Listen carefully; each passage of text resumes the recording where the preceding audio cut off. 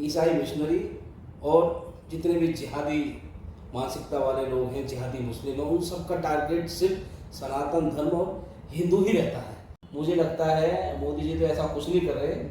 जब ये सत्ता में नहीं आ पाए जी, यानी इनका तो सौदा हो जाता था CIA से, जी, इटली में बैठे माफिया से हो जाता था, पूरा भारत आपके हाथों को गुलाम कर दिया गया। मतलब जैसा मर्जी कीजिए। ये जब नहीं आए तो फ्रस्ट्रेशन अब निकाल रहे हैं। जिसको हम गणतंत्र का मंदिर मानते हैं, पार्लियामेंट को, जब एक सांसद चुन के जाता है, वो कुछ वादे के साथ वहाँ पे पहुँचता है, कुछ कमिटमेंट के साथ वहाँ पे पहुँचता है। किसी भी जाति को, किसी भी धर्म को मैं अपमानित नहीं करूँगा या किसी को डिफेम नहीं करूँगा, इस कमिटमेंट के साथ वो पार्लियामेंट में हम उसको पहुँचाते हैं। तो संसद भवन जैसे पवित्र स्थान पे जो देश के एक प्रमुख धर्म है, उसके ऊपर ऐसी टिप्पणियां करना क्या एक सांसद को वाकई में शोभा देता है? ये शोभा नमस्कार, मैट पॉडकास्ट में आप सबका स्वागत है। सर नमस्कार। सबसे पहले मैं अपने दर्शकों से मिलाना चाहता हूँ आपको। सर हैं श्री विष्णु गुप्ता जी, हिंदू सेना के राष्ट्रीय प्रमुख और हिंदुत्व के लिए लड़ाई लड़ने वाले सबसे अहम किरदार निभाते हैं, जो हिंदुत्व को बचाने की मुहिम में जुड़े हुए हैं। सर बहुत बहुत स्वागत है आपका। आपको भी नमस्कार और आपके जितने भी दर्शक हैं, जितने भी श्रोता हैं, उन सबको भी मेरी ओर से नमस्कार। जय श्री राम, हर हर महादेव। जय श्री राम। एक्चुअली 2-3 दिनों से आपने भी नोटिस किया होगा, अभी जब से संसद चला है, राहुल गांधी जी का पहला जो बयान आया है उसमें हिंदुओं के विरोध में आया है। उन्होंने कुछ ऐसे इस्लाम के कुछ कुरान के आयत वगैरह पढ़े वहाँ पे संसद में, शिव जी का फोटो लेके दिखाया और उसको जस्टिफाई किया अपनी चीज़ों से, और हिंदू को हिंसा के साथ जोड़ा है उन्होंने। तो इसके बारे में क्या सोचते हैं आप? ऐसा है, ये जो आपने बोला है कि आयत पढ़ी कुरान की, ये बहुत ही दुर्भाग्यपूर्ण है। और जब राहुल गांधी क्या खुद हिंदू हैं या नहीं, हमें पहले उनसे भी पूछना चाहिए। कहते तो या उन्होंने इस्लाम धर्म अपना लिया है, ये भी खुलासा होना चाहिए। लेकिन एक तरफ बताया जाता है कि वो ईसाई धर्म से संबंध रखते हैं, ईसाई हैं, लेकिन मुझे लग रहा है इन्होंने अपना मूलतः जो इनकी माँ की साइड का धर्म था वो होता ईसाई, और बाप की साइड का जो धर्म है वो धर्म सबको पता है, फिरोज खान जी। तो हिंदू तो ये है ही नहीं। यदि ये हिंदू होते तो हिंदू के लिए ऐसी बात बोलते हुए उन्हें शर्म आनी चाहिए थी। लेकिन अब मांग तोड़ रही कि माफ़ी मांगे कि उसमें शर्म की तो कोई बात ही नहीं कि वो शर्माने बात नहीं। उनका तो शुरू से ही ताल्लुक है ईसाई मिशनरी और जितने भी जिहादी मानसिकता वाले लोग हैं, जिहादी मुस्लिम हैं, उन सबका टारगेट सिर्फ सनातन धर्म और हिंदू ही रहता है। इसीलिए राहुल गांधी ने हिंदू पर कुठाराघात किया है, हिंदुत्व को एक ठेस पहुंचाने की कोशिश की है, और मैं तो मानता हूँ पहुंचाने की कोशिश हर बार पहुंचाते हैं। कभी ये मंदिर में भी जाके वोट बैंक के लिए जाते हैं तो वहाँ पे भी कुछ ना कुछ सनातन धर्म का अपमान ही करते हैं। वोट बैंक के लिए इस्तेमाल करते हैं तो वहाँ पे भी वो दूसरे जिस धर्म से उनका ताल्लुक है उस धर्म को वो फायदा पहुँचाने की कोशिश करते हैं। और यहाँ जितने भी आपके दर्शक बहुत सारे लोग हैं, जो आज की युवा पीढ़ी है, वो राहुल गांधी को गांधी के रूप में मानती है। अब मैं उनसे यही पूछना चाहता हूँ कि राहुल गांधी गांधी कैसे हो गए? सही बात। माँ उनकी जो है वो ईसाई है, सबको पता है, ठीक है। और दादा उनके कौन है? फिरोज खान। दादा उनके फिरोज खान है। तो इंदिरा गांधी जो है, इंदिरा गांधी नेहरू की बेटी थी जी। अब बताया जाता था गांधी ने अपना उनको सरनेम देके भाई अपनी बेटी बना अडॉप्टेड के हिसाब से ऐसा किया तो गांधी है। और दूसरा फिरोज खान, जब खान है तो वो गांधी कैसे हो जाए? हमारे यहाँ बेटी जब शादी होके जाती है तो जब फिरोज खान के पास जा रही है तो फिरोज खान के पास जा रही है तो खान हो जाती है ना। या तो फिरोज खान ने सनातन धर्म में एंट्री कर ली हो, सनातन धर्म को अपना लिया हो जी, तो मान सकते हैं कि फिरोज खान गांधी हो गया जी। चलो नेहरू की बेटी को महात्मा गांधी जी ने अडॉप्ट कर लिया, उनको बेटी समझा जी, अच्छी बात है, स्वागत करते हैं जी। लेकिन जब खान की बात आ रही है तो खान भी गांधी बन चुका है क्या? इसके कोई सबूत है कि भाई फिरोज खान ने भी सनातन धर्म को अपना लिया इसलिए फिरोज खान हो गया। और फिरोज खान जो गांधी है जी, पता नहीं फिरोज गांधी भी लगा रहा है। कई बार आप अभी आप गूगल पे भी सर्च करोगे और यूट्यूब पे जाओगे देखोगे तो फिरोज खान, जी राहुल के दादा का नाम लिखोगे तो फिरोज खान गांधी आएगा कई बार। बिल्कुल तो वो गांधी नहीं है, आप उसका क्या स्पेलिंग पढ़ोगे ना तो स्पेलिंग आएगा गांधी, गांधी जिसे आप बोलते हैं गंडी। ओके तो वो ऐसा है, तो गांधी नहीं है वो फारसियों का सरनेम एक होता है गांधी, वो है गांधी है। ये काटना तो नहीं है ना, ये डाल देना है न, तो ये तो सच्चाई है, सबको पता है कि फिरोज खान गांधी था। एक्चुअली मेरा सवाल ये था आपसे, एक अहम सवाल है और ये कहीं ना कहीं हमारे देखने वाले हर एक व्यूअर इस सवाल से उलझ रहा होगा इस टाइम पे। मेरा मानना ये है, ये जो जिसको हम गणतंत्र का मंदिर मानते हैं पार्लियामेंट को, जब एक सांसद चुन के जाता है वो कुछ वादे के साथ वहाँ पे पहुँचता है, कुछ कमिटमेंट के साथ वहाँ पे पहुँचता है, किसी भी जाति को किसी भी धर्म को मैं अपमानित नहीं करूँगा या किसी को डिफेम नहीं करूँगा, इस कमिटमेंट के साथ वो पार्लियामेंट में हम उसको पहुँचाते हैं। तो संसद भवन जैसे पवित्र स्थान पे जो देश के एक प्रमुख धर्म है उसके ऊपर ऐसी टिप्पणियां करना क्या एक सांसद को वाकई में शोभा देता है? ये शोभा तो बिल्कुल नहीं देता, क्योंकि ये लोग अब इनमें मान सम्मान की तो कोई बात रही नहीं, इन्हें अपमान और मान सम्मान कोई दे, इनका तो खुद ही कोई सम्मान नहीं रहा है। तो ये कहाँ सम्मान और संसद की जो गरिमा है उसको कहाँ समझेंगे, इनका कोई सम्मान नहीं है। इनको सबको पता है कि भाई ये इनका खानदान से जो देखते हैं तो कहाँ मान सम्मान रह जाएगा, ये भी नहीं देख पाएंगे। और दूसरा, हिंदू की बात कर रहे हैं, हिंदू हिंसक है, हिंदू ने कभी भी शुरुआती हिंसा नहीं की है। कहीं भी आप इतिहास उठा के देखिए, जब कोई व्यक्ति, जितने भी आताताई वहाँ से भी आए जिन्होंने भारत पर आक्रमण किया, उन्होंने उस आक्रमण को आप देखो सैकड़ों साल तक झेला, हजारों साल की हिंदू ने गुलामी की। यदि हिंदू इतना हिंसक होता तो हिंदू गुलामी कैसे करता? सही बात। हिंदू तो हिंसा में विश्वास नहीं रखता, गुलाम बनने के लिए तैयार है। हम तो सैकड़ों साल तक नेहरू गांधी परिवार के गुलाम रहे। बिल्कुल भाई अंग्रेजों के बाद नेहरू गांधी परिवार ने हमारी गुलामी तो रही है। तो यहाँ यही कहना चाहता हूँ, हिंदू हिंसक जब तक नहीं है, जब तक उसकी बहन बेटी पे बात नहीं आए, उसके राज पे बात नहीं आए, उसके घर द्वार पर बात नहीं आए। यदि आप किसी का हक मारोगे, बहुत बड़ी बात कही यदि है। आप किसी का हक मारोगे तो हिंदू ही हिंसक नहीं होगा, पूरी दुनिया का कोई भी प्राणी किसी भी होगा जाति के वो हिंसक होगा ही होगा ही अवश्य होगा। है। और मैं यहाँ एक चीज सिर्फ कहना चाहता हूँ, हम हिंसक हैं तो हिंसा में हम लोगों की मदद करने के लिए हिंसक हैं, अपनी जान बचाने के लिए हिंसक हैं, और अपना देश और अपना धर्म बचाने के और लिए ये हिंसक कोई हैं। बात नहीं। और मैं एक चीज कहना चाहता हूँ, हमारी श्रीमद् भगवद गीता में भी लिखा है, आप पढ़ोगे, अहिंसा धर्मो परम धर्म हिंसा तथा च। यदि धर्म खतरे में है तो हिंसा भी जायज है। धर्म को बचाने के लिए हिंसा की जाए तो वो हिंसा वो भी जायज है, वो हिंसा नहीं करे, वो आत्मरक्षा वाली हिंसा है। बिल्कुल। तो भगवान श्री कृष्ण ने भी अर्जुन से बोला कि तू हिंसा नहीं कर रहा है, तू सामने वाले को अपने आप को बचा रहा है। दूसरे लोग जब हावी हो जाएंगे और आप हथियार डाल दोगे, दूसरा मार ही देगा आपको। तो हमें आत्मरक्षा में की गई जो हिंसा है वो हिंसा नहीं कहलाती। अभी भी एक और बड़ी खबर आ रही है, इनके जस्ट राहुल गांधी जी के बयान कल हुआ और आज एक और बड़ी खबर आ रही है कि मोहम्मद अजहरुद्दीन ने अपने सपरिवार के साथ सनातन धर्म ग्रहण कर लिया है। वही स्वागत है उनका, तो स्वागत है।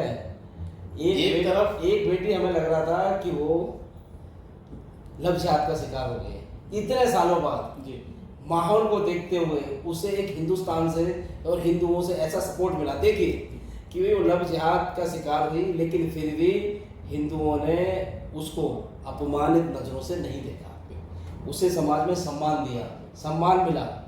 और वही सम्मान अजहरुद्दीन को भी मिला। अजहरुद्दीन को मिला, अजहरुद्दीन ने समझा कि भी सनातन धर्म कोई ऐसा नहीं है, भाई हम इस्लामिक हैं। जब उस समय भी आप हमारी बेटी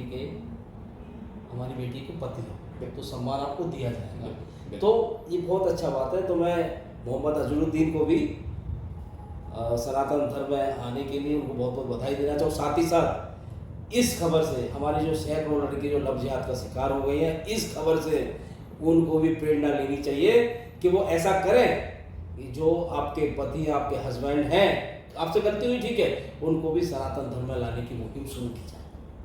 अगर मान लीजिए किसी भी भारत के किसी भी कोण में अगर कोई ऐसे वाकई में लफ्ज़ियात का शिकार हुआ हो और वो सफ़र कर रहा हो, अगर वो घर वापसी चाहता हो, हिंदू सेना उसको किस तरीके की मदद पहुंचा सकती हिंदू सेना तन मन धन और उसकी सुरक्षा की गारंटी लेती है कि कोई भी है? बहुत यदि बड़ी व्यक्ति बात कही आपने, बहुत कोई भी यदि व्यक्ति ऐसी समस्या से जूझ रहा है तो वो हिंदू सेना से संपर्क कर सकता है। गूगल पे डाले, नंबर नहीं है, नंबर वहाँ मिलेगा, हिंदू सेना सर्च करोगे तो जो पूरे भारत में कहीं पे भी ऐसी समस्या फेस कर रहा है तो हिंदू सेना से संपर्क करें।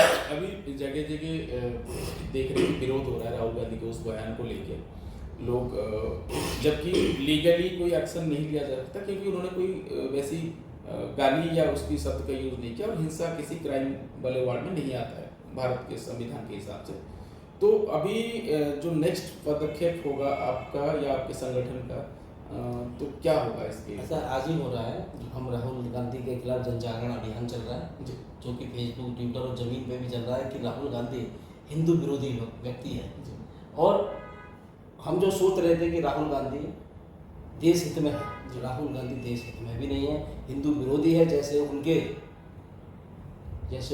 उनके दादा से दादा जो भी हैं, आप बताओगे नेहरू, क्या हिंदुओं को क्या ना एक सीख कैसे लेनी चाहिए? पाकिस्तान का बंटवारा हुआ सिर्फ हाँ। पीएम बनने के लिए, हाँ, वो लाखों लोग मरवा दिए। बिल्कुल। तो वैसे ही ये भी है कि आप हिंदू हो, पहले तो आप यही साबित कर दो कि आप हिंदू हो, यानी हिंदू होते हुए आप हिंदुओं को इतना अपमानित कर सकते हो, तो मुझे लगता है आप हिंदू नहीं। क्या हिंदुओं को वाकई में इससे सीख लेनी चाहिए कि जिस जिस सब लोगों की भलाई की बात करता था इंडी गठबंधन, उसमें से एक भी दल इस बयान के विरुद्ध में जो स्टेटमेंट दिया है राहुल गांधी ने, एक भी दल आगे नहीं आया कि उसको डिफेंड करे या उनको जो है उस टॉपिक को आलोचना किया जाए कि राहुल गांधी को बोला जाए कि नहीं जो आपने कहा ये गलत है, ऐसा नहीं कहना चाहिए। एक भी दल नहीं है। क्या हिंदुओं को इससे वाकई में सीख लेनी चाहिए और कि आज इन्होंने एक मजबूत विपक्ष बनाकर राहुल गांधी को बिठाया है, कल को अगर ये सत्ता में ला देते हैं इसको तो हिंदू वाकई में खतरे में पड़ेगा? विपक्ष मैं आपको बताना चाहता हूँ, ये सत्ता में नहीं आए तो बहुत ही बढ़िया रहा, नहीं तो ये पूरा ही भारत को बेचने की साजिश थी, भारत को अपमानित करने की। लोगों ये को कह लगता रहे थे है- कि मोदी भारत के संसाधनों को बेच रहा है। मुझे लगता है मोदी जी तो ऐसा कुछ नहीं कर रहे। जब ये सत्ता में नहीं आ पाए, जी यानी इनका तो सौदा हो जाता था सीआईए से, जी इटली में बैठे माफिया से हो जाता था, पूरा भारत आपके हाथों को गुलाम कर दिया गया। मतलब जैसा मर्जी कीजिए। ये जब नहीं आए तो फ्रस्ट्रेशन अब निकालना है हिंदू और हिंदुस्तानियों से। जी। जैसे आप देखिए हिंदू का मतलब क्या है, भारत की सुप्रीम कोर्ट ने भी कई जजमेंटों में कहा है हिंदू कोई धर्म नहीं है, बिल्कुल जीवन जीने की पद्धति है। बिल्कुल ठीक है, तो और आप देखोगे सिंधु घाटी के इस साइड रहने वाले जो लोग हैं वो सब हिंदू कहलाते हैं। जी और राहुल गांधी कौन है? राहुल गांधी विदेशी महिला से उत्पन्न व्यक्ति है और उसकी विदेशी मानसिकता है आज भी बिल्कुल कि वो सिर्फ हिंदू को गाली देने का मतलब क्या है कि इस सिंधु घाटी के साथ सभ्यता वाले जो लोग हैं उन सभी को हिंसक बता रहा है, जिसमें हिंदू मुस्लिम सिख ईसाई सब आते हैं। जी। सिंधु घाटी के इधर वाले उन्हीं को हिंदू कहा जाएगा ना। और भारतीय जनता पार्टी और हम लोग जो राष्ट्रवादी लोग हैं वो हम भारत की मिट्टी से जुड़े हुए हैं। जिस मिट्टी में हम रहते हैं, खाते हैं, पीते हैं, वहाँ की मिट्टी का सम्मान करते हैं, वहाँ के लोगों का सम्मान करते हैं। इसलिए सिर्फ हिंदू का अपमान करते हो, सिर्फ आप इसको एक हिंदू मुस्लिम वाली बात से मत जोड़िए। उसने इस मिट्टी का, इस देश का अपमान किया है। इसमें जो लोग रह रहे हैं ना उन सब का अपमान किया और उसने साबित कर दिया कि मैं विदेशी हूँ, हिंदू हिंदुस्तानी नहीं। मेरा इमोशन कभी हिंदुस्तान के साथ हो ही नहीं सकता। जी। नहीं सकते। एक सवाल और है, शायद किसी ने नोट किया है नहीं किया है, मैंने ध्यान नहीं दिया, बट जब राहुल गांधी ने ये स्टेटमेंट देना स्टार्ट किया था, जब उन्होंने स्पीच की स्टार्टिंग की थी, तो उन्होंने अपने साफ शब्दों में कहा था कि मैं अकेला नहीं हूँ, ये जितने भी मेरे इंडिया गठबंधन के लोग हैं मैं सबका प्रतिनिधित्व कर रहा हूँ इस संसद में। तो ये जो स्टेटमेंट है, इस तरीके की जो स्टेटमेंट आई है हिंदुओं के खिलाफ है, हिंदू धर्म के खिलाफ जो आई है, तो ये क्या पूरा इंडिया गठबंधन में जितने भी दल हैं उन सबकी मानसिकता को माना जाएगा? क्या लोगों को यही लगता है या आपको यही लगता है, विशेष करके आपसे आपको ये लगता है कि अगर इंडिया गठबंधन किसी भी हालत में सरकार में आती है तो भारत का इस्लामीकरण किया जाएगा? इंडी गठबंधन में जितने भी सदस्य हैं, मैं आपको बताना चाहता हूँ, वो सब सदस्य भारत और हिंदू के हित वाले नहीं हैं, वो सब विरोधी हैं। क्योंकि आप देखिए इससे पहले समाजवादी का भी अपमान करती है, तो वो भी कांग्रेस की विचारधारा से मैच करता है। कभी आम आदमी पार्टी हिंदू और हिंदुओं को गाली देती है, वो भी उसी विचारधारा में आते हैं। तो ये सब एक ही है, एक दूसरे यानी एक दूसरे गलती नहीं है, सब एक ही विचारधारा के लोग हैं। वो गलती करेगी तो फिर हम बोलते हैं कि कांग्रेस पार्टी क्या है इनको अपने साथ रखेगी, समाजवादी गलती करती है क्या कांग्रेस पार्टी इनको साथ रखेगी। अब कांग्रेस गलती कर रही है और कांग्रेस के नेता गलती कर रहे हैं, हम दूसरे एंटी गठबंधन से हम पूछेंगे क्या करते हैं, क्यों? सबकी विचारधारा एक ही है, सब सहमत हैं, सबकी विचारधारा हिंदू और हिंदुस्तान और इस धरती के खिलाफ है। सब विदेशी जो ताकतें हैं एंटी गठबंधन के पीछे वो काम कर रही है, और मोदी को इस हिंदुस्तान ने फिर जिताया, विदेशी ताकतों को हराया है और मोदी को दोबारा जिताया। अभी कुछ दिन पहले आपने शायद ये बहुत लोगों के संज्ञान में नहीं है, आपने अगर ध्यान दिया होगा, भारत में जितने भी ब्यूरोक्रेट्स थे यूएसए के या ऐसे कुछ बाहरी देशों के जो ब्यूरोक्रेट्स यहाँ पे 40 सालों से पड़े हुए थे नेहरू के टाइम से, कि हम लोग नज़र रख रहे हैं इंटरनल सिक्वेशंस ऑफ इंडिया जो कश्मीर को लेके हुआ, जिस दिन से रोक हुआ, उस मैटर्स को लेके हम लोग नज़र रख रहे हैं, और उनके ऊपर एक बहुत बड़ी अमाउंट खर्च होती थी उनके रक्षण में और उनके मेंटेनेंस में, ब्यूरोक्रेट्स उनकी सैलरी तक भी हिंदुस्तान देती थी। मोदी जी के तीसरे टर्म में सरकार में आने के बाद उन सबको जो है हिंदुस्तान छोड़ने का नोटिस दिया गया है। इस चीज़ को आप किस रूप में लेते हैं? ये तो बहुत अच्छी बात है, भारत की शुरुआत है, ये तो बहुत अच्छी बात है। मैं तो कह रहा था ये काम लेट हो रहा है, थोड़ा जल्दी और होना चाहिए था। सरकार भी, कि हमारी सरकार भी क्या सोई हुई है? मैं यहाँ सरकार को भी बोलूँगा, ऐसी चीज़ें चल रही हैं तो समय रहते हुए निकाला जाए। भाई 5 साल 10 साल हो गए, आप लोग क्या कर रहे हो? 40 सालों से थे वो लोग, 40 सालों से थे तो 10 साल से अपनी सरकार है, कम से इनको पहले निकाल कर फेंक देना चाहिए। देरी क्यों? चलो फिर भी हम कहते हैं दे रहा है दुरुस्त है, जैसे जानकारी लोगों को पता चलती है वैसे वैसे काम करते हैं, दे रहा है दुरुस्त है, स्वागत है। और यहाँ मैं हिंदू सेना के नाते मैं कहीं भी किसी राजनीतिक पार्टी का ना तो पक्षधर हूँ, उसी कम्युनिटी ने आपको ध्यान ये भाजपा पे ये लोग कहते हैं कि वो हिंदू की बात नहीं करे। पार्लियामेंट में कुछ सांसदों ने कहा कि राहुल गांधी हिंदू की बात नहीं करे, भाजपा ही। अरे भाई भाजपा कोई हिंदू है क्या? भाजपा का मतलब हिंदू हो गया क्या? हिंदू का मतलब भाजपा हो गया क्या? ऐसा नहीं, ये लोगों की गलत है। अब देखिए आप, बहुत सारे हिंदू, मैं यहाँ ये कहना चाहता हूँ, बहुत सारे हिंदुओं ने कांग्रेस को भी वोट दिया, बहुत सारे हिंदुओं ने समाजवादी को भी वोट दिया। यूपी में आप देखिए, दिल्ली में आम आदमी पार्टी के बहुत सारे हिंदू वोटर हैं। तो ये तो एंटी गठबंधन में जिसमें सभी दल शामिल हैं, इन्होंने सब लोगों ने अपने अपने वोटरों को गाली दी है जी। ये सभी वोटरों को सोचना चाहिए कि ये हमको ही गाली करें। या तो आप लोग अपने आप को हिंदू नहीं मानते तो अपना कॉलम और अपने नाम के आगे से हिंदू हटा दो, आप गाली देते रहो, कानून के हिसाब से जो एक्शन होगा हम करते रहेंगे। आपके माध्यम से एक चीज़ और भी बताना चाहूँगा मैं दर्शकों को कि पिछले 40 सालों से जो ये टीम ब्यूरोक्रेट्स की एक पूरी टीम 40 लोगों की यहाँ हिंदुस्तान में डेरा जमाई हुई थी, इन्होंने हमेशा जो है हिंदुस्तान की ग्लोरी को डिफेम करने की कोशिश की है, चाहे वो कश्मीर के मसले पे हो, चाहे वो सियाचिन के मसले पे हो। इन्होंने इंटरनेशनली हमेशा हिंदुस्तान को ब्लेम करने की कोशिश की थी।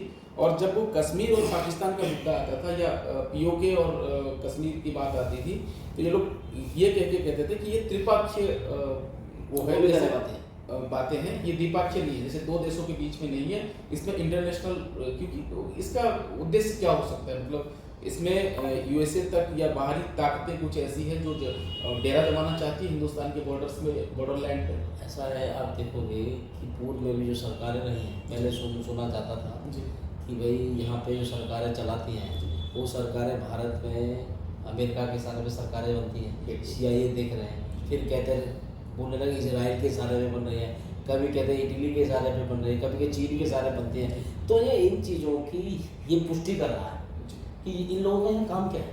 सही, अब तुम्हारा क्या काम है यार?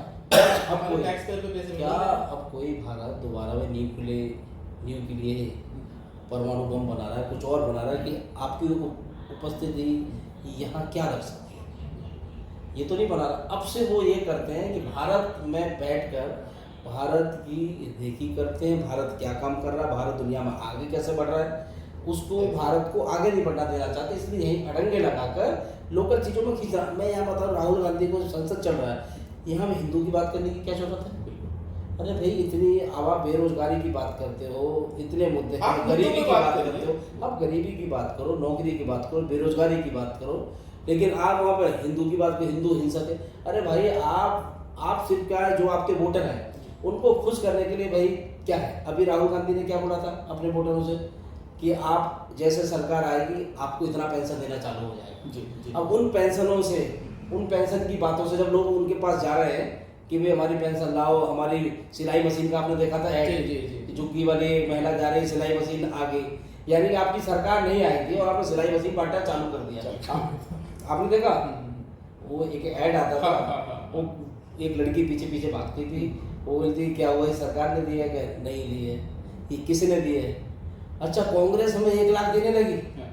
चुनाव से पहले कांग्रेस हमें 1 लाख देने लगी, बोला ना। ये तो अब वो लोग चुनाव- लेने जा रहे हैं, ये लोग तो जब चुनाव- मांगने जा रहे हैं ना, तो उनसे मुद्दों से हटाने के लिए ये सारी उनको फिर दिखाया जा रहा है डर कि कांग्रेस आपको 1 लाख देना दे, लेकिन आपको जो हिंदुओं से डर है उससे कांग्रेस बचा सकती है, हिंदू हिंसक है।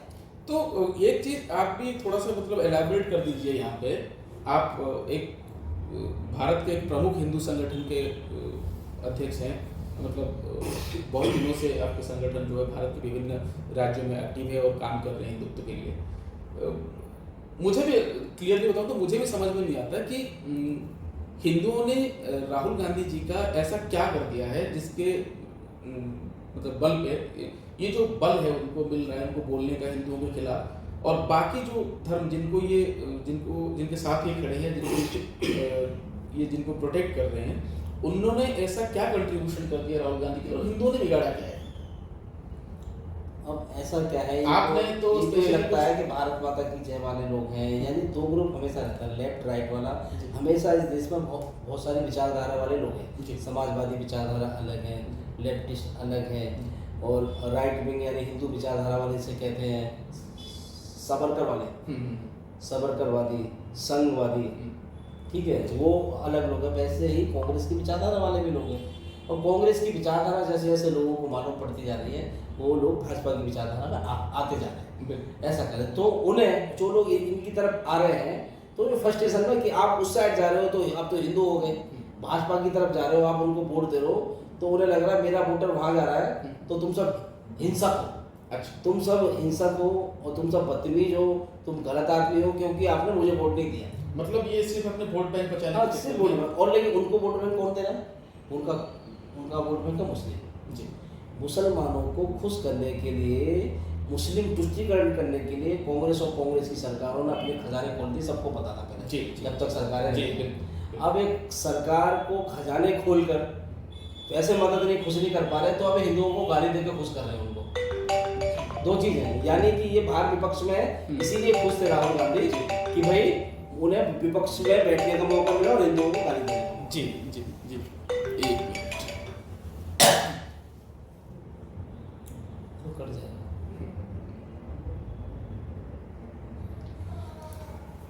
तो वो तो कट जाएगा ना। हाँ कर जाएगा। हाँ कम से कम है। ठीक ठीक, बंद कर दीजिए। हाँ। कर जाएगा। हाँ काटो फिर। मुस्लिम तुष्टीकरण हो या माइनॉरिटी तुष्टीकरण के ऊपर काम करेंगे पूरे 5 साल, बाकी मुद्दों से लोगों को भटकाएंगे, जो जो उन्होंने वादे किए थे अपने मैनिफेस्टो में, या फिर जो जैसे आप देखो वादे ये- करना चाहिए था। पार्लियामेंट में भी अभी कई लोगों के राहुल गांधी को लेकर विचार चल रहे हैं, लोग उनको सवाल है, इसमें संबित पात्रा का आपने सोचा होगा, जी सुना हो, वो कह रहे थे कि पहली बार चुनाव हुआ जिसमें सभी लोग खुश थे, बिल्कुल। हाँ कांग्रेस कार्यालय में भी धमाके चल रहे हैं, कांग्रेस भी सब थी, सभी पार्टी खुश थी जी। और भाजपा भी खुश थी, जी जी, लेकिन जब सब लोग खुश हैं तो ये नफरत की राजनीति कौन कर रहा है, फिर डर किसको ये कर रहा है? मोहब्बत की दुकानें नहीं चला रहे हैं। सही बात। अब इस बयान से आप देखिए राहुल गांधी नफरत की दुकान खोल के बैठे हैं, और नाम से रखा सभ्य है समाज को, जो हिंदू समाज, सभ्य समाज जो क्या है, जो गांधीवादी विचार को मानते हैं, जी, क्या वो हिंदू नहीं गांधीवादी? बिल्कुल। ये गांधी जी ने कहा एक थप्पड़ मारो दूसरा कर लो, वो भी तो हिंदू है, बिल्कुल। गलत नहीं है। गांधी जी राम को हे राम मानते थे, वो तो राम का भी अपमान करता है, बिल्कुल। गांधी का भी अपमान करते हैं। तो इन्होंने तो राम को सब काल्पनिक लोग बता दिया था। सब लोग खुश हैं, तो ये मोहब्बत की दुकान नहीं, नफरत की दुकान चलाते हैं। और दूसरा, सब लोग खुश क्यों थे? खुश इसलिए थे कि राहुल, पहले कांग्रेस पार्टी के पास कोई जगह नहीं थी पार्लियामेंट में, बिल्कुल। कोई विपक्ष का नेता नहीं था, पता होगा आपको। बिल्कुल। लेकिन खुश इसलिए है क्योंकि आज कांग्रेस का विपक्ष का नेता बना है राहुल गांधी, इसलिए खुशी मना रहे हैं। वो भी तो जो अभी मतलब आपके कहने के हिसाब से अगर मैं उस पर चलूँ तो कांग्रेस में इतना कोई खासा परिवर्तन तो नहीं आया, अब ये पूरे जोड़ तोड़ के विपक्ष में आए हैं। अरे तो इसीलिए तो खुशी मना रहे हैं कि एंटी गठबंधन विपक्ष की भूमिका में और मैं उसका नेता हूँ। अच्छा, तो हाँ उन्होंने उसी चीज को लेके कहा एंटी गठबंधन में खुश इसलिए था कि भाई कि मैं सभी पार्टियों का नेतृत्व यहाँ पे ये कर रहे हैं मोदी जी तो और एक तरीके से फिर इनके मोदी जी एनडीए का नेतृत्व कर रहे हैं नंबर वन। जी, जी, ठीक है, बिल्कुल। एनडीए का नेतृत्व कर रहे उन्होंने सरकार बना, और ये एंटी गठबंधन का नेतृत्व कर रहा है राहुल गांधी जी। उन्होंने सभी विपक्षी दल को बैठकर संसद में वो विपक्ष का नेता बन गया और यहाँ मोदी सरकार के नेता। इसलिए दोनों के में खुशी थी कि राहुल गांधी बोला हम प्रधानमंत्री नहीं बन पाए, कोई बात नहीं, लेकिन संसद में विपक्ष का नेता बन चुका हूँ मैं, माननीय मोदी जी को अब काम नहीं करने दूंगा। काम नहीं। तो एक चीज और छोटी सी बात है कि राहुल गांधी ने खुले तौर पे कहा है कि मैं इन सब सारी पार्टियों का नेतृत्व कर रहा हूँ जो इंडिया गठबंधन में है। तो इनकी हर एक स्टेटमेंट जो ये आज दिया है इन्होंने या आगे जो भी ये स्टेटमेंट देंगे विपक्षी नेता के हिसाब से इन सारी पार्टियों को स्टेटमेंट माना जाएगा। सबकी जिम्मेदारी बनती है, सभी लोग गाली दे रहे हैं क्योंकि जब उनका गठबंधन का नेता गाली दे रहा है जी, जी, उन सबकी सहमति है। यदि सहमति नहीं है तो आप एंटी गठबंधन से बाहर आ जाओ, आप एंटी गठबंधन छोड़ दो ना। ये तो बहुत यदि आप कहना चाह रहे हो, यदि आप कहना चाहते हो कि भाई हमें जो हिंदू वोट देने वाले हैं वो हिंसक नहीं है, इससे वो मुझे सब एक चीज समाज- का अंदेशा हो रहा है, पता है क्या होगा लास्ट में? विपक्षी हमेशा इंतजार करते हैं कि सरकार कब गिरेगी अगर गठबंधन की सरकार है तो। अब हम यहाँ इंतजार कर रहे हैं कि विपक्ष के नेता का जो पद है वो कब गिरने वाला है। विपक्षी कितने रह जाएंगे? तब विपक्ष के नेता का पद मुझे लग रहा है अब राहुल गांधी से हटकर कहीं किसी और गठबंधन के नेता के पास जाने वाला है। कि आप लोगों को ये लगे कि पर दिन विपक्षी में से कितने नेता घटे, ये तो नहीं होने वाला हो भी सकता है, ये भी हो भी सकता है क्योंकि उन लोगों को भी ये बयान अच्छे नहीं लगे होंगे। अब उन लोगों की मजबूरी क्या है उन दलों की, जी, जिसलिए वो अपने आप को हिंसक सुनते हुए भी अपमानित राहुल गांधी कर रहे हैं, उनको कांग्रेस पार्टी कर रही है, फिर भी उस धड़े में बैठे हैं। इसका कारण क्या हो सकता है? एक यदि वो सवाल आत्मसम्मान बड़ा रखते हैं महत्वपूर्ण तो सवाल धड़ा छोड़ देना चाहिए। एक बड़ा महत्वपूर्ण सवाल है। पिछले 10 सालों में जो मोदी जी का टर्म रहा है वो एक तरीके से आप ये कह सकते हैं कि पूर्ण बहुमत का टर्म था। दोनों ही टर्म और बड़ी शक्ति के साथ काम किए गए हैं, कुछ ऐसे फैसले भी लिए गए हैं जो जिसमें से बहुत सारे लोग उनके खिलाफ हो गए हैं। और आप उस दौरान, उस 10 साल के दौरान आपने भी हिंदुत्व के लिए बहुत सारे काम किए हैं, बहुत सारी एक्टिविटीज़ की हैं, बहुत सारे पिटिशंस डाले हैं, कुछ में आपके फेवर में चीज़ें आई हैं और आगे भी आती रहेंगी, आपने ऐसा उम्मीद लगा रखा है। तो ये जो टर्म है ये एनडीए का टर्म है, प्योरली कहा जाए तो ये प्योरली भाजपा का नहीं है, चाहे थोड़े मोड़े हों लेकिन 2-3 पार्टियां और भी साथ में जुड़ी हुई हैं। तो आपको लगता है कि आपने जैसे अभी बताया मुझे, आपने 2-3 जगह और पिटिशन डाल रखा हुआ है कि हिंदुओं के धरोहर को बचाने के लिए, उनके इतिहास को पुनर्जांच करने के लिए, तो उस पर भी उसी स्पीड से या उसी मानसिकता के साथ कार्रवाई होगी जैसे पिछले 10 सालों में हुआ? अच्छा, कोर्ट में तो जो भी केसेस चल रहे हैं वो कानून के हिसाब से काम चल रहा है जी। और भी जो पिटीशन डालेंगे उस पर भी हमें कोर्ट से उम्मीद है। सरकार से तो उन मामलों में जी। ना तो सरकार को हस्तक्षेप होता है कोर्ट के मामलों में, आप देखिए बिल्कुल। जब फैसला आ जाता है उसके बाद वो हमारी मदद करें वो बात दूसरी है। जैसे राम मंदिर में की है जी कि कोर्ट का फैसला है, उसके बाद सरकार ने बनाया। क्यों बनाया? जी क्योंकि राम मंदिर इस राष्ट्र की धरोहर है, बिल्कुल इस देश की धरोहर है और इस देश में रहने वाले लोग बहुसंख्यक हैं जो राम को मानते हैं। बिल्कुल। इसलिए सरकार ने उसमें हस्तक्षेप किया और मंदिर का निर्माण कराया। अच्छा, मैं एक चीज समझ नहीं पा रहा हूँ, जैसे आप इंडोनेशिया ले लीजिए, लोग इंडोनेशिया में बात करते हैं, हम इंडोनेशिया को ले लेते हैं।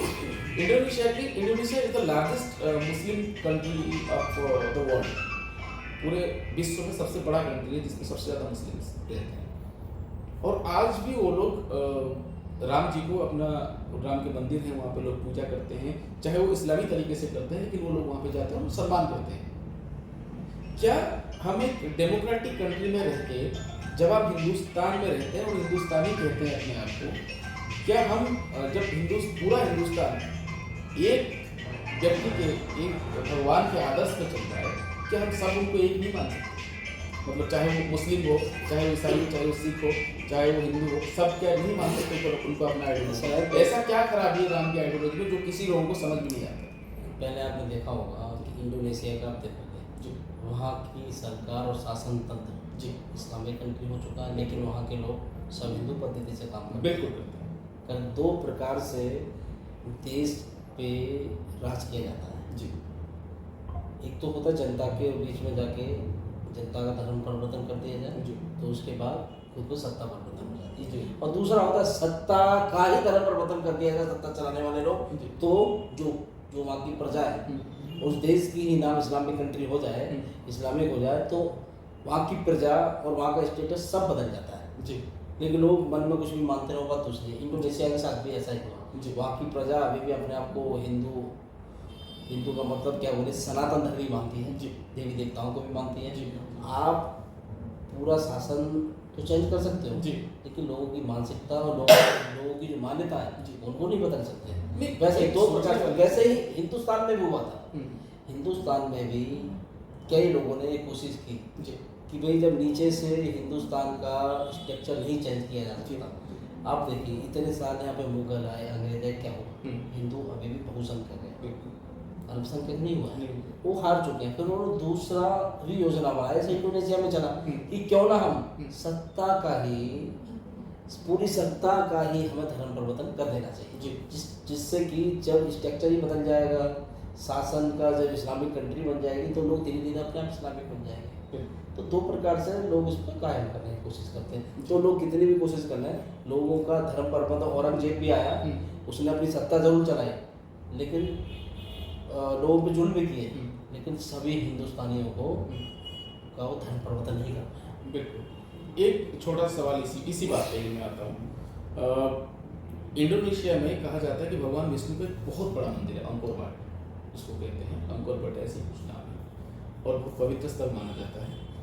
उसका पुनरुद्धार का काम किया गया है इंडोनेशियन सरकार के द्वारा, जो कि इस्लामिक राष्ट्र है।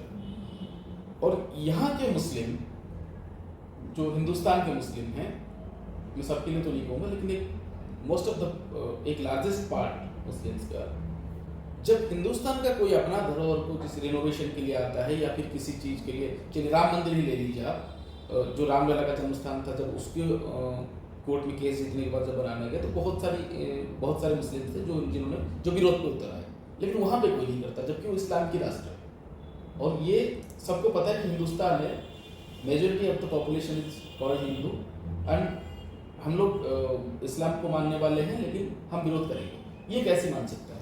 ऐसा है, वहाँ पे क्या है, जो वहाँ के लोग जी जो शासन तंत्र के हिसाब से तो मुस्लिम बन गए थे, जी लेकिन मन से और तन से और मानसिकता से कभी मुस्लिम नहीं बने।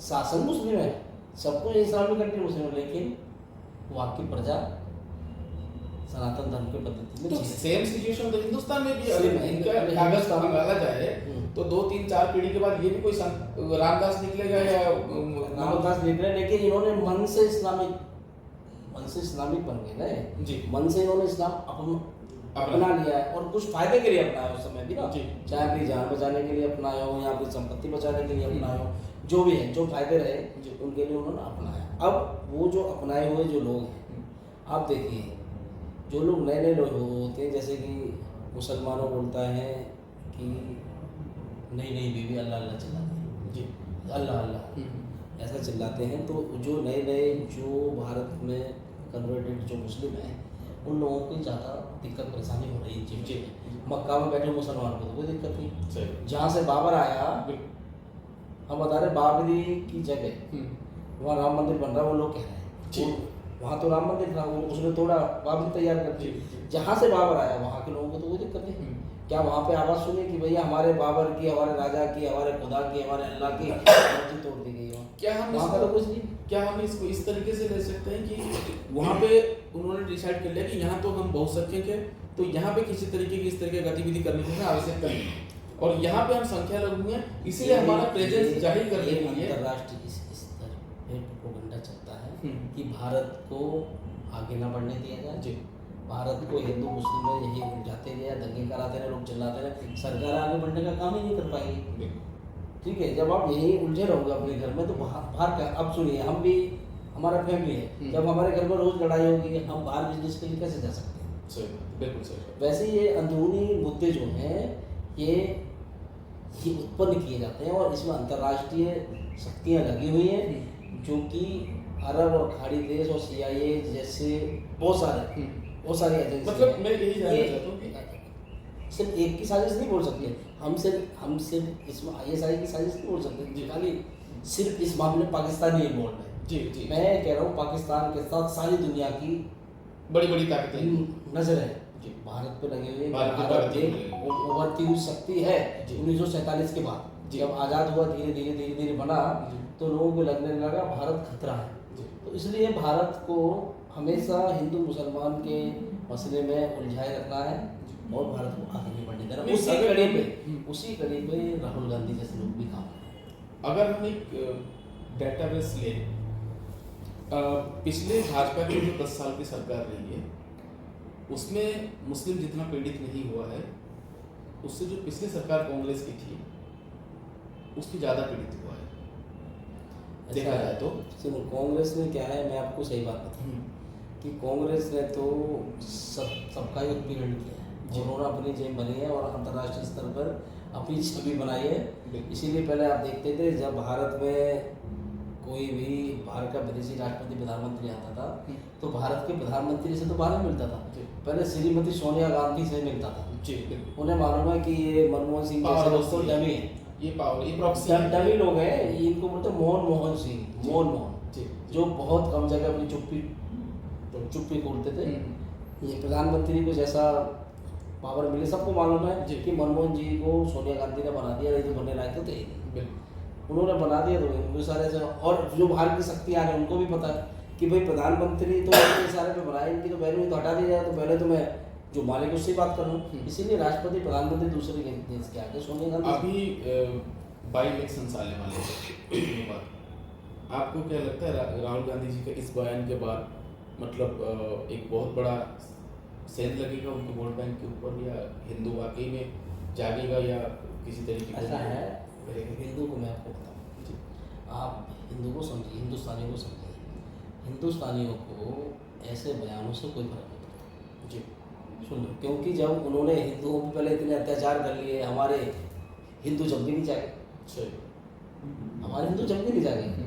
कुछ जागे हुए लोग ही जाग रहे हैं, हमारे जैसे लोग, हम जनजागरण अभियान कर रहे हैं, ठीक है। उस समय भी मुट्ठी भर लोग थे जो इस बात से नाराज थे कि हिंदू का अपमानित हो रहा जी है, जी जी घाटा हो रहा है सनातन धर्म का। पर बहुत लोगों को कोई फर्क नहीं पड़ता जी क्योंकि बहुत लोग अपना इस धरती पे आए, जीवन जीने के लिए आए, अच्छा खाने, अच्छा पीने और चले जाए। सही। उनको अपमान, मान सम्मान का कोई पीड़ा नहीं। जब मुगल आए, अंग्रेज आए, उन्होंने इतना अपमान किया, सही। तब कितने सालों बाद कुछ क्रांतिकारी पैदा हुए, उन्होंने लड़ाइयाँ लड़ी, फिर अंग्रेज भागे, मुगलों से लड़ाइयाँ लड़ी। तो भारत में हिंदू, इससे ये सोचा जाएगा हिंदू हिंसक नहीं है, हिंदू बहुत सहनशील है। बिल्कुल। हिंदू बहुत सहनशील है, आपको कोई जवाब भी नहीं दिया जा रहा, आपका कोई हिंदू रास्ता भी नहीं रोक रहा है। यदि 2, 4, 10, 20 लोग जो उस समय अंग्रेजों के ऊपर हमला कर देते थे या रास्ता रोक लेते थे, कोई उग्रता करते थे, ऐसे ही लोग आज भी हैं, सही। ठीक है। तो ऐसे लोगों का थोड़ा बहुत तो सामना राहुल गांधी को झेलना पड़ेगा। कुछ मुट्ठी भर लोग हैं, उनका तो झेलना ही पड़ेगा, लेकिन आपके सामने हम सब हैं जो हिंदू संगठन चला रहे हैं। और मुझे लगता है हम लोग जो हिंदुत्व को बचाने के लिए लड़ाई लड़ रहे हैं, तो हमें लगता है राहुल गांधी ने हमारे जैसे लोगों को गाली दी है, और ऐसा वो सभी हिंदू जो लोग हैं वो मानते हैं। सभी हमें गाली दे रहे हैं या वो भाजपा को गाली दे रहे हैं, किसको दे रहे हैं, ये भी खुल के बता दो कि आप कौन से हिंदू को गाली दे रहे हो। ये भी बताना चाहिए कि जो हिंदू संगठन में काम कर रहे हैं उनको, या जो भाजपा को वोट दे रहे हैं हिंदू, उन्होंने ये कहा है सीधा कि जो कहता है मैं हिंदू हूँ मतलब मैं हिंसा हूँ। उन्होंने ये कहा है। हाँ, तो अब पहले बता, तुम हिंदू हो? बिल्कुल। राहुल गांधी से पूछा तुम हिंदू हो, तुम हो तो हिंसा करते हो। तो ये कैसे जस्टिफाई करेंगे इस चीज? ये इसलिए जस्टिफाई किया जाएगा। मैं मानता हूँ, मैं यहाँ पे भी कहना चाहता हूँ, फिर आप उसको कैसे भी ले लेना, ये राहुल गांधी ही जवाब दे सकते हैं इस पर कि हिंदू आप हो या नहीं हो। यदि आप हिंदू होते तो आप इसका जवाब देते, तो ऐसी बात नहीं बोलते। अब मैं यहाँ दूसरी चीज़ और बता रहा हूँ कि भाई अब देखा जाए तो असल में इसको आप जैसे भी हंसमे तरीके से भी आप उसको ले सकते हो, जोक के रूप में ले सकते हो। जैसे मैं कहना चाहता हूँ कि भाई यहाँ वाकई कांग्रेस के नेता जो हैं, श्रीमती इंदिरा गांधी, राहुल गांधी, जी ये सब हिंसक नहीं है। हिंदू है इसलिए हिंसक नहीं है। जी क्यों नहीं है? राजीव गांधी की हत्या हो गई, जी क्या हुआ? पर इन्होंने हिंसा की, इनके कांग्रेस पार्टी ने हिंसा की ना, बिल्कुल किया। ये कितने लोग मार दिए? तो आप जैसे कौन हिंसक है? कांग्रेस ने किया था। हाँ, तो और ये तो हिंसक है। ये इंदिरा गांधी जी तुम को तुम और तुम्हारे लोग हिंसक है। आपने कानून पर भरोसा नहीं किया ना। जी, भाई हमारा कानून क्या कहता है? कोई भी व्यक्ति यदि कुछ भी गुनाह करता है तो उसको कानून सजा देगा, कर्म सजा देगा। ठीक है? चाहे लाख कोर्ट में छूट क्यों जाए, होगा, एक कुछ भी हो जाए, जी। कुछ भी हो जाए, बेगुनाह को सजा नहीं मिलनी चाहिए। बिल्कुल। जिसने गुनाह किया उसे सजा मिलनी चाहिए, और उसे तो सजा मिली, कानून ने दिया, लेकिन बेगुनाह को जो मार दिया, क्या आप हिंसक ही तो थे? आपके इशारे पर हजारों लाखों लोग काट दिए गए, मार दिए गए। हाँ, तो या तो आप एक्सेप्ट कर लीजिए हम हिंदू नहीं है। और नाथूराम गोडसे ने जब गांधी का वध किया, उसके बाद इतने ब्राह्मण मार दिए गए कांग्रेस पार्टी द्वारा। इंदिरा गांधी की हत्या उसने की, उसको सजा मिलनी चाहिए, नहीं होना चाहिए, सजा मिली उसे, ठीक है? जो भी कानून में कितनी उसने सजा काटी वो मिली, लेकिन उसके बाद इनके सिखों का कार्यकर्ताओं ने क्या किया? सिखों का कर लिया। असल में मैं बताऊं, यहाँ पे हिंदू हिंसक नहीं है, यहाँ कांग्रेस पार्टी और कांग्रेस पार्टी का कार्यकर्ता हिंसक है। वो कानून पर भरोसा नहीं रखते। भाई कानून फैसला करेगा ना, गिरफ्तार करेगा किसी ने भी कानून तोड़ा है तो, लेकिन आप कानून पर भरोसा ही नहीं करते। और आप सरकार में रहते हो तो और कानून पर भरोसा नहीं करते, अपने हिसाब से सरकारें चलाते हैं, अपने हिसाब से लोगों को आदेश देते हैं मार दो। बहुसंख्यक लोगों को, बहुसंख्यक हिंदुओं को मारने की साजिश कांग्रेस पार्टी ने और राहुल गांधी के पूर्वजों ने की। तो क्या इसको इस तरीके से भी लिया जा सकता है कि राहुल गांधी जब इलेक्शन लड़ते हैं तो ऐसी जगह चूज करते हैं जहाँ पे हिंदुओं की स्थिति कमज़ोर हो या ईसाई या मुस्लिम्स की आबादी ज़्यादा हो, इसीलिए वो कॉन्स्टिट्यूशन चूज करते हैं।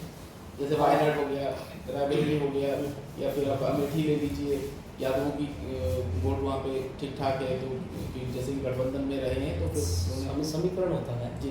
क्योंकि हर जगह का विचार, क्या वो डरते हैं मतलब हिंदू बहुल स्थान में इलेक्शन लड़ने इस सभी जगह मैं बताऊँ, हिंदू बहुल स्थान नहीं बोला जाता जी। हिंदू और मुस्लिम वाली बात कर रहे हैं यहाँ पे। भाई जिस दिन हिंदुओं ने अपने आप को हिंदू मान लिया, जिस दिन हिंदुओं ने अपने आप को हिंदू मान लिया, उस दिन तो ये बयानबाजी सबकी बंद हो जाएगी, क्योंकि इस देश का आदमी अपने आप को अभी हिंदू मान ही नहीं रहा ना, सनातन धर्म मान ही नहीं रहा। जी जी। जिस दिन मानेगा, हाँ सेकुलर हो गया तो कहाँ मानता है हिंदू? जी जी। जिस दिन मानेगा उस दिन इन लोगों की जवान नहीं निकलेगी, आवाज नहीं सेक्युलर शब्द निकलेगी। से क्या प्रॉब्लम है आपको? अगर कोई बोलता है कि धर्म निरपेक्ष हूँ, बिल्कुल मुझे किसी धर्म में आस्था नहीं है, धर्म क्या प्रॉब्लम है? धर्म निरपेक्ष का मतलब ये नहीं है कि आप दूसरे समुदाय को गाली दो या दूसरे को हिंसा नहीं बताओ। दे सकते, बिल्कुल नहीं दे सकते। धर्म निरपेक्ष का मतलब है आप धर्म निरपेक्ष सभी धर्मों का सम्मान करना। आप सभी धर्मों का सम्मान क्या कर रहे हो? आप एक धर्म का सम्मान कर रहे हो और बाकी धर्मों का अपमान कर रहे हो, तो ये गलत बात है। या तो पूरा सेकुलर secular हो, या तो पूरा सेकुलर का secular। मतलब ये है कि भाई आप सभी धर्म समान है मेरे लिए। मैं सर्वधर्म सम्मान की बात करता हूँ, सबका सम्मान करता हूँ, किसी का अपमान नहीं करता, लेकिन या तो आप अपमान ही करने की बात करते हैं। भाई आपको यदि भाजपा से आपकी लड़ाई है, अरे भाई भाजपा को गाली दो ना। आप भाजपा के इतने नेता वहाँ बैठे हैं, आप उनको गाली दो, वो आपको देंगे जवाब। बिल्कुल। जो घर में बैठा हुआ हिंदू शांत बैठा हुआ, आप उसको गाली दे रहे हो। अब उसकी गलती सिर्फ इतनी है कि उसने आपका चाल चरित्र और चेहरा देख लिया, इसलिए तुमको वोट नहीं किया, भाजपा को कर दिया, इसीलिए अब हिंदू को गाली दे रहे हो। सही बात हैं? तुम्हें वोट नहीं देगा तो हिंदू हिंसक है, तुम्हें वोट दे दे तो बढ़िया है। आपको मुसलमान वोट दे रहा है तो आप मुसलमान प्यारा है, हाँ, कल को हिंदू देने लगा हिंदू प्यारा हो जाएगा। ऐसा है क्या? यानी वोट दे और आपके इशारे पे चले, बिल्कुल। आपको सत्ता से प्यार है, इनकी मानसिकता ये होगी सर। आपको सत्ता से प्यार है। जी। भाई आपकी नफरत जिससे है, जिसको आपको गाली देनी है, उसको सीधे गाली दे देना, उसके समर्थकों को गाली क्यों देते हो? 100 करोड़ हिंदुओं को क्यों गाली दी? अभी यदि आप में वाकई ताकत है तो सामने मोदी जी बैठे थे आपके, आप दो गाली, आप में ताकत है तो अब दो ना। तो आप सीधा शब्दों में ये कहना चाहते हैं कि राहुल गांधी के पास और विपक्ष को आलोचना के लिए कोई पॉइंट बचा नहीं है, तो इसलिए वो मुद्दे से भटक के सनातनियों पर या कुछ हिंदुओं कुछ पर- काम नहीं करना चाहते, वो कुछ है ही नहीं उनके पास। वो अपनी जनता को जो वादे किए, इतने ख्याली पुलाव बना दिए, आसमान तक पहुंचा दी, मैं इतना दूं झुग्गी झोंपड़ी वाले गरीब लोग जी। बेचारे। अब वो आ रहे हैं तो अपना बहाना मार रहे हैं कि अभी वो तो खटाखट वाला चल रहा था 8,000 खटाखट, अब कहाँ से खटाखट दे पाएंगे? कहाँ से उन्होंने किए थे जहाँ जहाँ जहाँ तो हमारी लोग सरकार लोग आई। आए खटाखट मांग रहे हैं, उनको बोल रहे हैं अब खटाखट वाला भूल जाओ, अब आपकी जो गर्दन काटी जा रही है उसको बचा रहा हूँ मैं, जिससे हाँ, तो- खतरा है उसको बचा रहा हूँ। तो अब आप- खतरा पहले उत्पन्न कर रहे हैं, जी जी, बयानबाजी ऐसे ही करते हैं। ये बहुत बड़ा प्रश्न है। अब आप देखिए संसद की बात है, संसद में कुछ दिन पहले अब ओवैसी को बयान देखिए, हाँ, ओवैसी क्या बोलता है, उस पर राहुल गांधी की उल्टी बंद हो जाएगी। जी। अरे भाई राहुल गांधी ये तो एंटी गठबंधन में भी क्या, इंडी गठबंधन में भी नहीं है, सही वो तो बीच का आदमी है, लेकिन क्या वो मुसलमान है, उसका वोट बैंक कहीं राहुल गांधी से खिसक ना जाए, जी जी। इसलिए वो उस बात का भी मौन धारण करने समर्थन कर रहे हैं। तो आपका कहने का मतलब ये है कि जो उन्होंने वादे किए थे कि 8,500 रुपये हम लोग देंगे खटाखट, वो पूरे नहीं हो पा रहे हैं, इसलिए उन जनताओं को एक एहसास दिलाने के लिए कि भाई 8,500 आपको नहीं मिले कोई बात नहीं, लेकिन मैं आपका रक्षा कर रहा हूँ और मैं आपको जो है इन सब से बचा रहा हूँ। हिंदू से पहले खतरा उत्पन्न करा रहे हैं हम्म। कि भाई हिंदू हिंसक है, आपको मार देंगे और हम हैं सत्ता में तो आपको बचाएंगे। मैं बचा सकता हूँ, मैं ही बचाऊंगा तो मेरे हिंसक हिंदू से। जी। अब सिर्फ ये इंश्योर किन लोगों को करना चाहते हैं, ये कम्युनिस्ट और मुसलमानों को जिनकी वोट बैंक की राजनीति करते हैं, उनको इंश्योर करके कहना चाहते हैं आप मेरे पाले में रहोगे तो खुश रहो। आप एक हिंदू संगठन के लिए काम करते हैं, पूरे भारत में काम करते हैं, भारत का शायद हर कोना आपने देख लिया होगा। मेरा एक सवाल है आपसे, क्या आपको कभी महसूस हुआ किसी जगह पे कि यहाँ पे माइनॉरिटी असुरक्षित महसूस कर रही है? ऐसा कभी महसूस हुआ? पूरे देश में कहीं पे भी अल्पसंख्यक असुरक्षित महसूस नहीं करता, लेकिन हर जगह पूरे देश में बहुसंख्यक जहाँ मुसलमान ज़्यादा हैं वहाँ पर असुरक्षित महसूस करता है। अब किसी भी बहुसंख्यक मुस्लिम एरिया में जाके कुछ जो मुसलमान रह रहे हैं, जो हिंदू रह रहे हैं, उन मुसलमानों के बीचों उनसे जाके बात करना बोले पर जी रहे हैं नरक की तरह। पाकिस्तान बच्चों का छोड़ के भी जा नहीं सकते, इसका पैसा का कोई हिंदू लेता नहीं, तो वो बाद में उन मुसलमानों को सस्ते दामों में देके भागना पड़ रहा है। इसीलिए बहुत सारे आप ओल्ड दिल्ली 6 की बात की, चांदनी चौक दरियागंज सब हिंदू छोड़ के चले अभी गए। आपने एक बात कहा कि जहाँ पे मुस्लिम बहुल एरिया है वहाँ पे जैसे हिंदुओं से कुछ पूछा जाता है तो कहते हैं कि तो पाकिस्तान बन चुका है। तो हर बुराई का उदाहरण क्या पाकिस्तान बन चुका है आज के लिए? और ऐसा है जहाँ पे ये इस्लाम को मानने वालों की संख्या ज़्यादा हो जाती है, क्योंकि हमारी जो लड़ाई है किस चीज़ से, दो विचारधाराओं की लड़ाई होती है कि या तो आप मेरी पद्धति अच्छी है, मेरे भगवान अच्छे हैं, आपके भगवान अच्छे हैं, मेरे याद है मेरे भगवान आपकी ज़्यादा मदद करें, और दूसरा सही गलत, सत्य और असत्य, अच्छा और बुरा, इन चीज़ों की लड़ाई और इन चीज़ों में ही दुनिया बटी हुई है। जी। तो पाकिस्तान में जो लोग रह रहे हैं वो अच्छाई के खिलाफ हैं, बुराई को मानने वाले लोग हैं, सत्यता के साथ देते हैं, और सही और गलत और साफ और गंदा। अब आप गंदगी से कहीं पर भी रहोगे जी। तो कौन रहना चाहिए? कोई तो जहाँ मुस्लिम एरिया है वहाँ चारों तरफ गंदगी रहेगी तो वहाँ से तो लोग भागेंगे ना।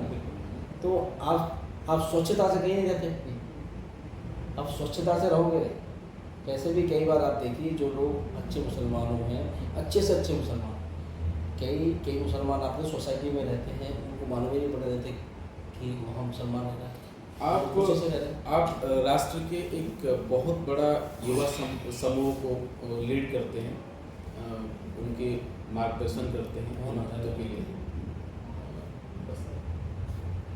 तो राष्ट्र में एक बहुत बड़ा युवाओं के ग्रुप को, एक समूह को आप लीड कर रहे हैं। बस ये लास्ट सवाल है कि उसमें कहीं आपको लगा जैसे युवाओं को खास करके कांग्रेस इस तरीके से बरगला रही है कि मोदी जी 10 साल सरकार में रहने के बाद भी युवाओं को रोजगार नहीं दिया गया, क्या आपको भी यही लगता है? ऐसा है, मुझे तो ये लगता है कि भाई जब सबको सरकारी नौकरी मिल जाएगी तो काम कैसे चल पाएगा। अब सबको सरकारी क्या है, लेकिन मैं फिर भी क्या कह रहा सबको नहीं मिल सकते, लेकिन जितने पद रिक्त पड़े हैं ना उन पद को जल्द से जल्द भरना चाहिए, सरकार से हम कहना चाहते हैं जी।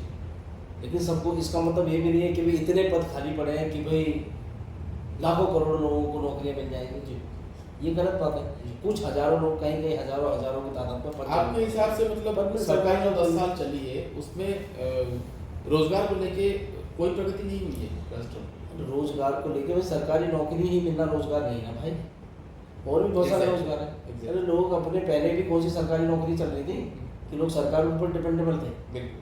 भाई लोग अपना काम कर रहे हैं, रोजगार खूब कमा रहे हैं, लोग कमाने वाले वो बहुत सारे तरीके हैं। जी जो मोदी जी ने बोल दिया कि आप वही ठेली लगा के पकौड़े तलो, हम अगर मतलब जो एक डेटाबेस है अवेलेबल है, इंटरनेट पे अवेलेबल है, मैं देख रहा था इसी रोजगार की समस्या को लेके, और मैंने देखा कि पिछली सरकारों में जो मतलब नरसिम्हा राव तक मैंने डिटेल है, हर एक प्रधानमंत्री के समय का, उस समय पे प्राइवेट सेक्टर में ग्रोथ लगभग 0% था। और 2014 जबकि भाजपा की सरकार आई हुई है, 2014 से लेके 2024 तक में कम से कम कुछ नहीं तो 5000 स्टार्टअप्स नए खुले, उसमें से 108 बने हैं यूनिकॉर्न। क्या उनमें रोजगार नहीं पैदा हुआ? सर स्टार्टअप की बात छोड़ो आप, कितनी नई नई इंडस्ट्री आ रही है, क्या क्या नई बात, तो भारत हथियार भी बना रहा है, बाहर भी सप्लाई कर रहा है, पता नहीं क्या क्या नहीं बन रहा है जी, बहुत कुछ ये बन रहा है। रोजगार क्या तो जब कंपनियां खुलेंगी तो रोजगार तो यहीं के लोगों को मिलेगा, सबको मिल रहे हैं, सब रोजगार भी मिल रहे हैं और लोग अपना भी काम चालू कर रहे हैं, सरकार सबकी मदद कर रही है, लेकिन सिर्फ लोगों को सरकारी नौकरी की तरफ ही नहीं देखना चाहिए। तो आप युवाओं को क्या मैसेज देना युवाओं को चाहेंगे? यही कहना चाह रहे हैं, आप पढ़ रहे हैं, लिख रहे हैं, अच्छी शिक्षा ग्रहण कर रहे हैं, सिर्फ सरकारी नौकरी चक्कर में ना पड़े, जितने आप अप्लाई करें एक आध बार कोशिश करें कि मिले तो मिले, नहीं तो आप उसके साथ साथ अपना रोजगार कुछ ना कुछ स्टार्टअप लगाएं, कंपनियां खोलें। जॉब करना चाहते हैं तो आजकल इतनी प्राइवेट कंपनियां हैं उसमें जो, लेकिन क्या है योग्यता के आधार पर, क्योंकि वहाँ पे आरक्षण तो चलेगा नहीं। यदि आप आरक्षण वाले लोग हैं और आरक्षण के चक्कर में सरकारी नौकरी कर रहे हैं तो भाई सरकारी नौकरी आरक्षण के बल पे तो मिल जाती है, आपको पता है, लेकिन किसी प्राइवेट कंपनी में जाओगे तो आपको योग्यता चाहिए बिल्कुल पूरी, इसलिए प्राइवेट कंपनी योग्यता के बिना आपको जॉब नहीं देगी। सरकारी ये लोग चिल्ला रहे हैं जितने भी, मुझे मानते हैं वो सब आरक्षण वाले ज़्यादा चिल्ला, रोजगार नहीं मिल रहा है। अरे भाई कुछ करो ना, कुछ सीखो भी, भाई ज्ञान होगा तो आपको कोई भी नौकरी देगा, लेकिन सरकारी क्यों चाहिए? क्योंकि ज्ञान की कमी है। आरक्षण में छूट मिल जाएगी, कुछ नंबर कम काम करना पड़ेगा, आपकी नौकरी लग जाएगी। तो कुछ लोग ये भी है, तो और उन आरक्षण वालों को भी कहना चाहता हूँ कि भाई सभी लोग आरक्षण के चक्कर में जीवन ना निकालें, अपनी उम्र ना निकालें, जितने लोगों को मिलनी है उतने को मिलेगी, बाकी तो लोग वही कुछ और काम चालू आपके आसपास जितने भी संभावनाएं हैं हाँ उसको उसको भी तलाशें। ठीक है, नमस्कार।